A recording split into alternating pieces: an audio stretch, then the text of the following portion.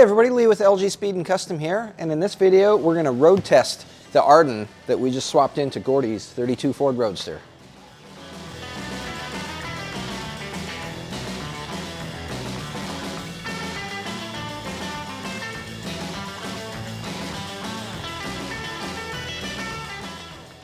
So when we left off on the last video of this build, we had just fired the engine up and kind of did a quick tune with it up on jack stands. We had a couple bugs to work out. We had a pretty bad oil leak here, so we fixed that. That was just simply whoever put the oil pressure fitting on didn't tighten it all the way. So that was an easy fix. What else did we have to do? Got the choke wired up properly now, adjusted the throttle linkage a little bit, just normal stuff that happens when you fire up a build for the first time. So since then, we've done a lot of work to this car, which unfortunately, I did not film any of it. I totally dropped the ball on that. Mainly because there was a lot of stuff, like we'd only work on it for like maybe an hour, hour and a half a day, and then we wouldn't work on it for another 2 or 3 days because we'd be doing other stuff, waiting for parts and stuff like that. But I'll show you kind of what we've done. So I mentioned we were going to be doing a lot of interior work in this car. And originally, Gordy wanted us to redo this whole interior in like a tan leather. And then he realized, you know what, this interior is actually pretty cool. And I have to agree with him. The colors really complement the car. It was really nicely done. So we just kind of modified what was already there. Jim made a quick little shifter boot just to cover that up. We made this little plate here with the top of it here is kind of mimics the Pontiac speedometer. Another thing we did was the original owner of this car, Don Lowe, he was a pretty big guy. So the seat was built for a rather large person. So we've added 4 inches of foam in here and raised the cushion up a lot. Along with that, we also made a new backrest. This car didn't have a backrest before. You just sat right against the aluminum. So this is pretty thin. It's only 1 inch thick. And we just matched the upholstery. So that took care of the back. If you'll remember, this car used to have a Pontiac engine in it. So in the middle of the seat here, it had the Pontiac logo, like the Pontiac head. So obviously that doesn't make sense anymore that there's no Pontiac engine in the car. So Gordy came up with this idea. We just cut this out on the plasma table.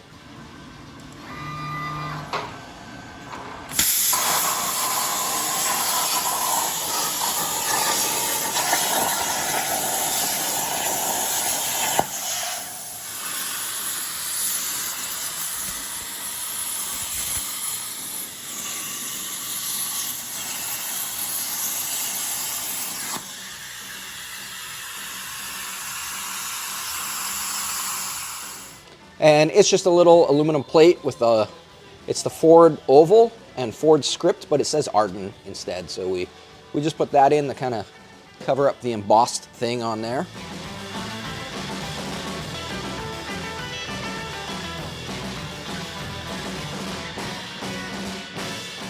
So when this car still had the Pontiac 389 in it, it had a Turbo 400 automatic, and the original builder never ever put an emergency brake in it because he just put it in park. So now that we have a 5-speed in there, there's no way to stop the car from rolling away while it was in neutral. And usually like with a stick shift car, you can just leave it in gear or whatever and it won't roll away.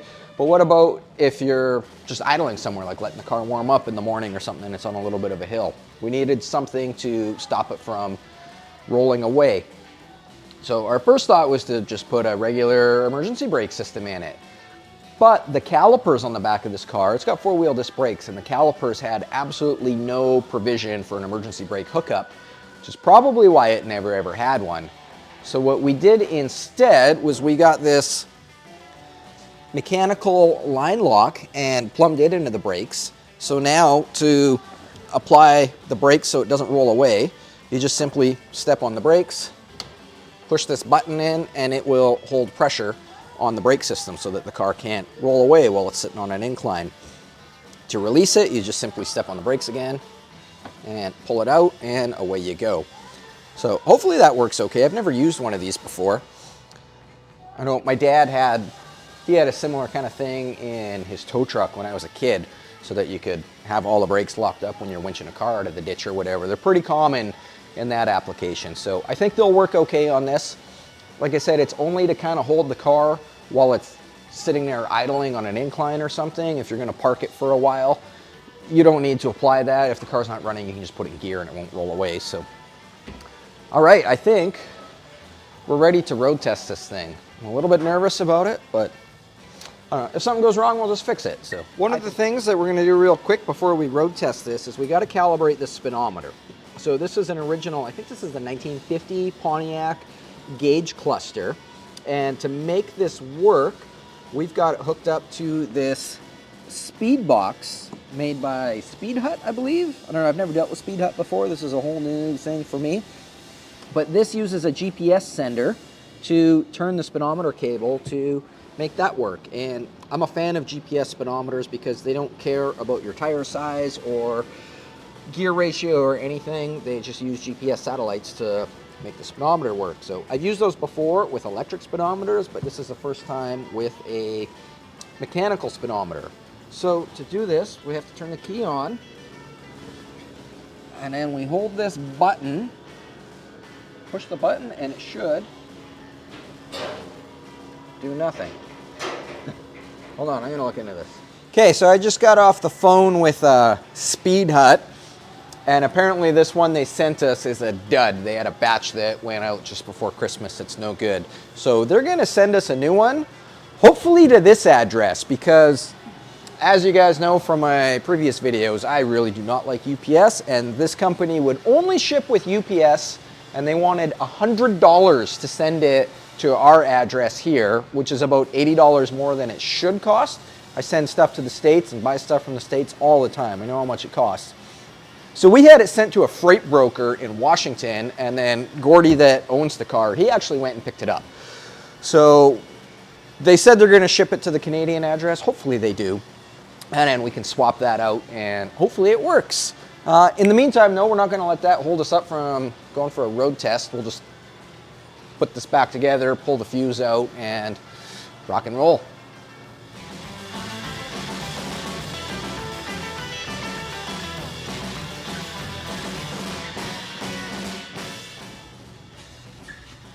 Let's go for a drive.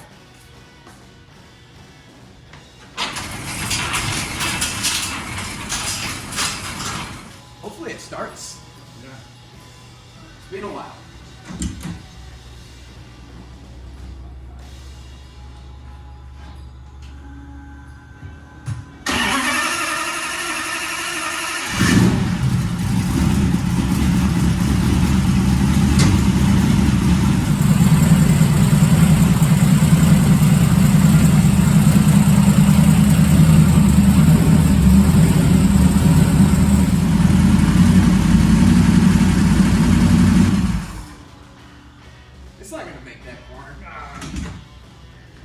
I didn't think it would. We had to use the floor jack to get it in. Yeah. But it moves! It moves!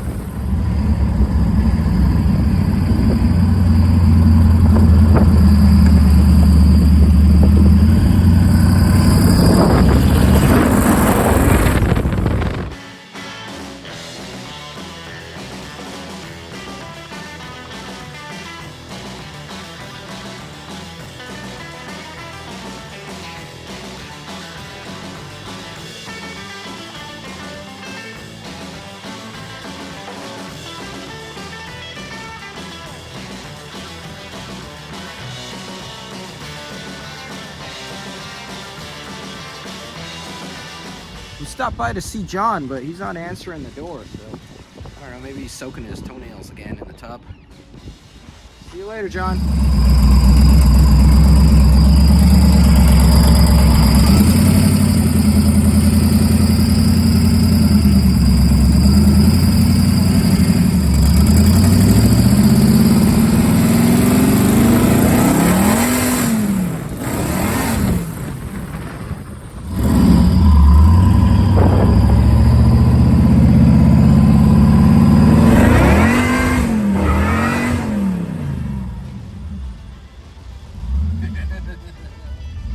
This thing's so dumb.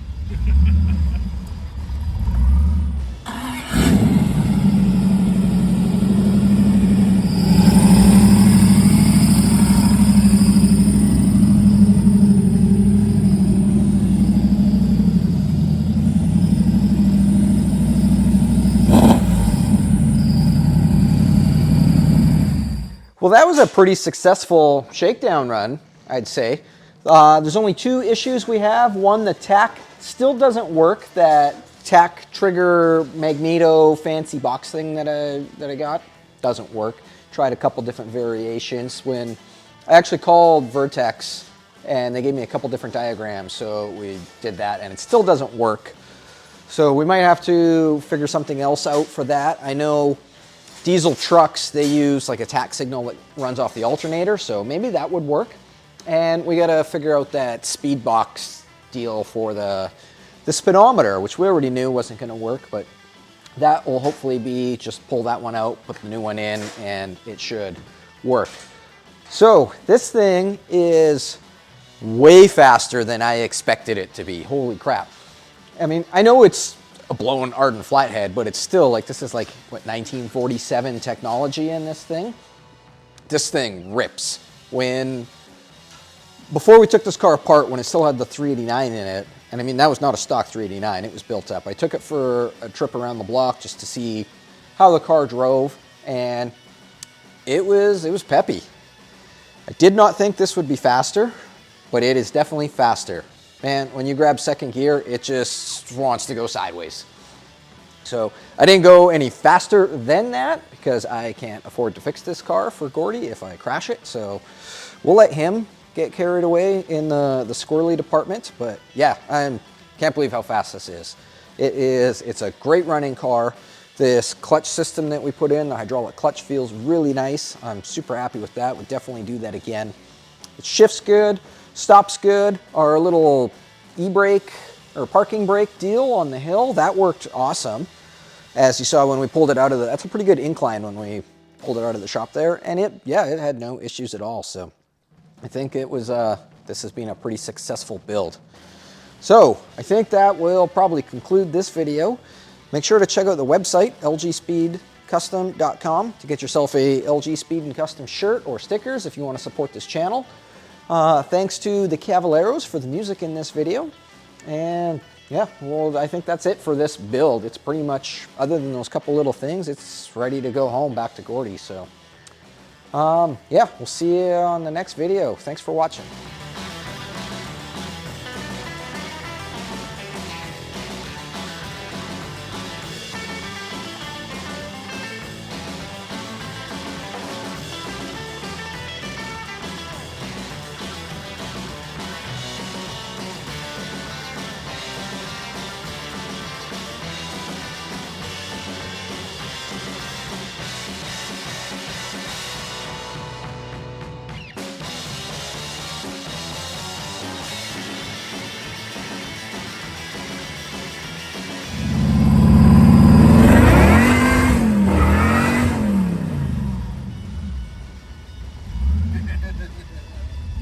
This thing's so dumb.